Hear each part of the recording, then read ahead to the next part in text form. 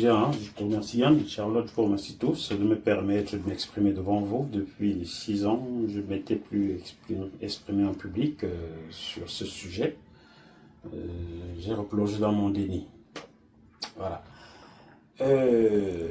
Chaque fois je dirais Félix, sachez que Félix est dans mon petit frère, né en 1984, qui a été vendu comme esclave en Libye.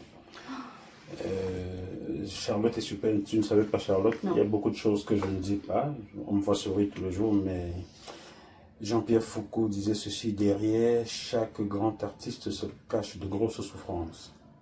Donc, je ne dis pas que je suis grand, mais bon, du moins par le poids, au moins.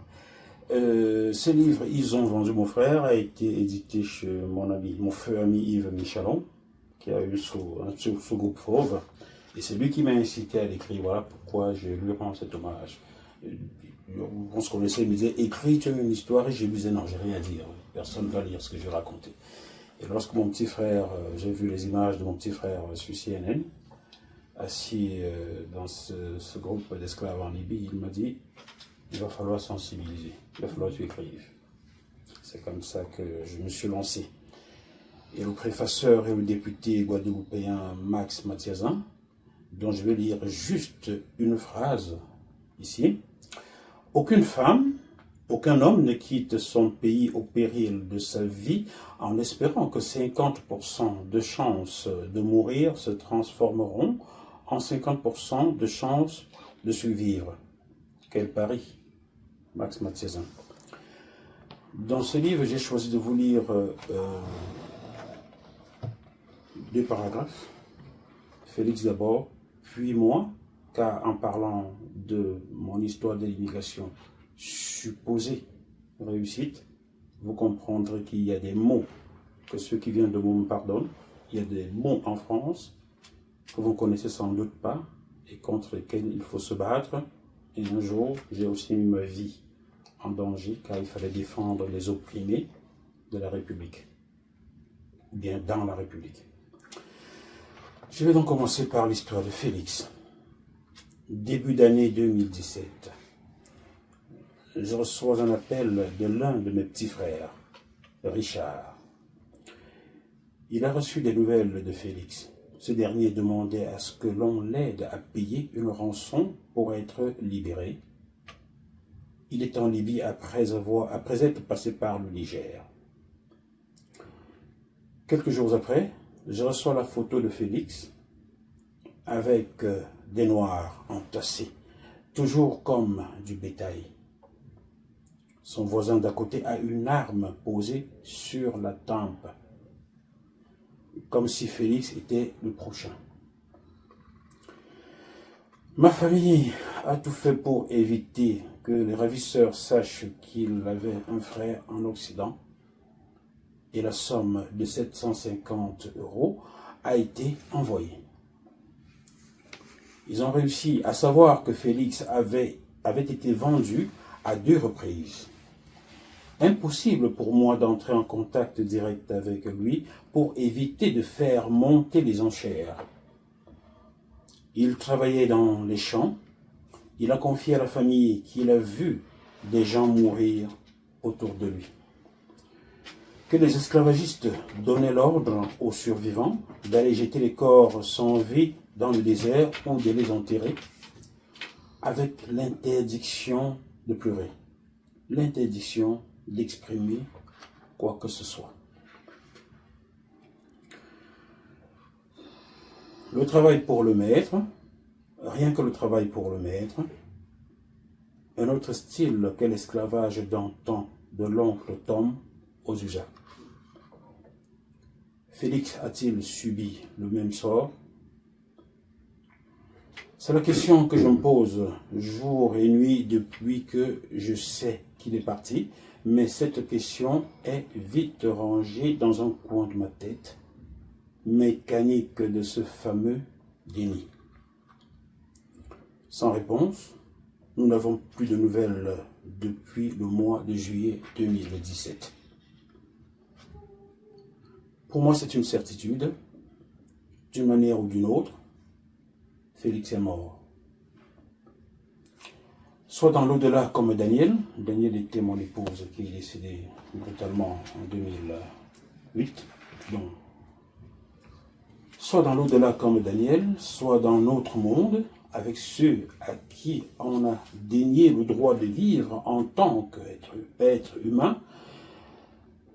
Si être vivant, c'est être libre, Félix est enchaîné, Félix est mort. Dans son texte intitulé « Lettre à mon frère africain », Yannick Nambo, qui est originaire du Gabon, interroge et suggère « Si tu pars, dis-leur pourquoi. Pourquoi Félix est parti ?» C'est une vérité absolue pour ma famille. J'ai réussi parce que je vis dans l'Europe. Malgré mes efforts pour déconstruire cette idée-là, rien n'y fait. Et je les comprends. Quand je suis parti, je me suis dit aussi qu'en tant qu'aîné, je devais montrer la voie. J'avais choisi d'ailleurs d'expliquer mon parcours très difficile vers l'Europe en 2005 à la télévision sur Direct 8. Direct 8, c'est la chaîne qui va devenir C8 qu'on vient de fermer. J'y travaillais à l'époque. J'étais parmi les premiers journalistes sur Direct 8. Et une émission m'avait été consacrée, sans que je ne sache pourquoi, avec pour grands témoins Dominique Strauss-Kahn et Antoine Veil. Ça, c'est une parenthèse que je referme. Mauvaise méthode, évidemment. Quel que soit le message, le simple fait d'être à la télévision, habillé en costume, est une marque de réussite. Tous ces moments où je réunissais quelques cousins au village en présence de ma feu épouse Daniel ont été inutiles, voire contre-productifs. J'ai su plus tard qu'ils se sont moqués de moi en se disant « tout va mal pour lui », alors qu'il est marié à une femme blanche. Durant ces réunions, j'expliquais pourtant, exemple à l'appui, toutes les difficultés de ma vie d'Africain à Paris. La rue, la faim, le rejet, la discrimination, le foie. Permettez-moi d'arrêter pour ce qui est de Félix et de lire 2-3 pages sur ce qui s'est passé en France à mon arrivée. Vous comprendrez l'importance. Le livre, vous pouvez le trouver sur Amazon comme celui de Célestin, ici aux éditions Michelon, ou même chez l'Harmattan, vous trouvez désormais, c'est un peu partout désormais. Et je n'y gagne rien, j'ai pris 3%. C'était un livre pour sensibiliser, non pour me faire de l'argent. Je n'ai pas pris d'argent, j'ai gagné 70 €. Pas plus, je n'en avais pas besoin. J'arrivais donc à Roissy après une nouvelle épreuve physique et mentale. Les policiers m'ont dit que je devais dormir dans un hôtel non loin de l'aéroport et que j'allais avoir l'opportunité d'expliquer mes problèmes le lendemain matin. Hôtel? Non, une prison. On me transféra dans la zone d'attente numéro 3, le lundi 19 mars 2001. J'ai intégré cette prison et j'y trouvais beaucoup de noirs, quasi exclusivement. Désormais, avec la récente circulaire de Gérard Collomb, qui date de 2017, des fonctionnaires pourront y rentrer pour trier les individus, évaluer ceux qui relèvent du droit d'asile et les autres pour les expulser.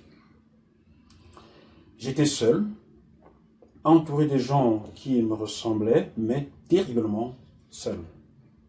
Et Félix? À ce moment de ma vie, je me convainquais chaque jour qu'il fallait à tout prix que je réussisse pour éviter à mon petit frère d'avoir à vivre ce que je vivais.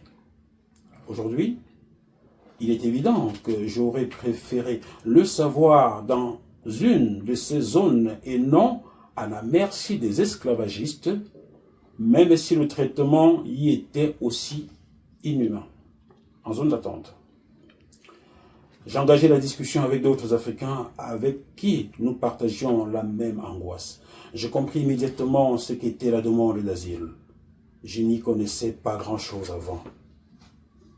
Nos périples auraient-ils été les mêmes si nous avions été briefés sur ce qu'est la demande d'asile, sur l'immigration?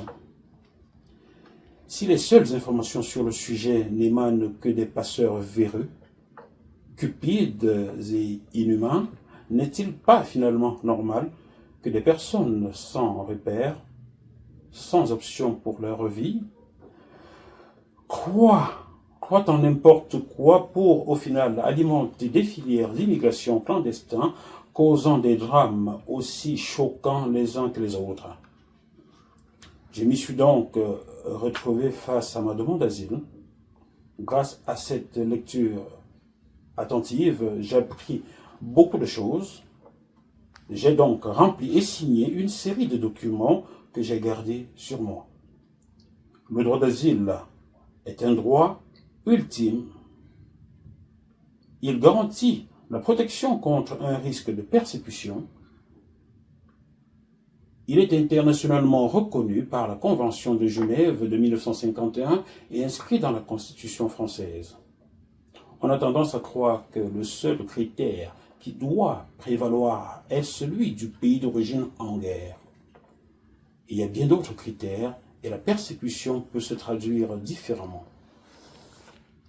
Quand bien même la guerre ne se caractérise pas uniquement par des conflits armés. La guerre livrée par certains régimes oppresseurs à leur population est totale.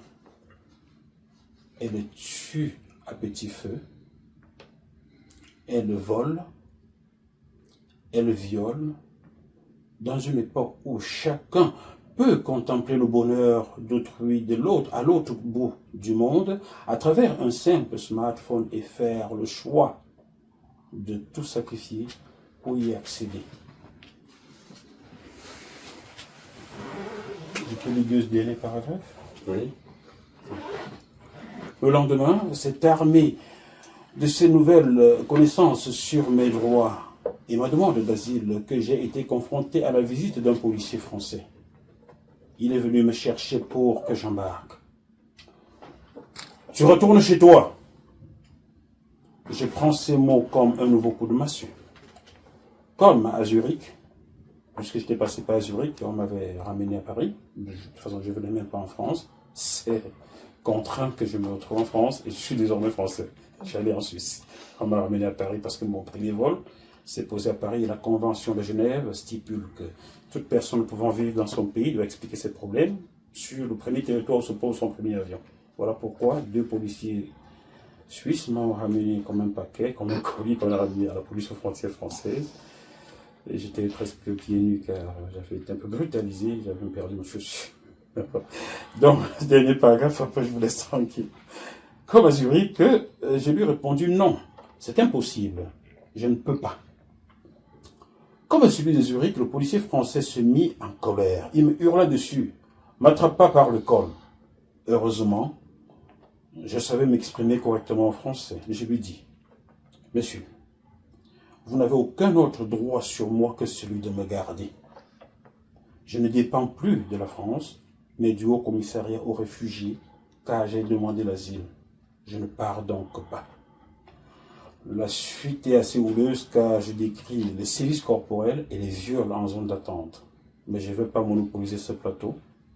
Ce n'est pas aussi une incitation à acheter le livre. À la fin, si vous avez 2 minutes, j'en discute avec vous. Je vous expliquerai tout cela. Merci beaucoup. Je t'en prie. Merci.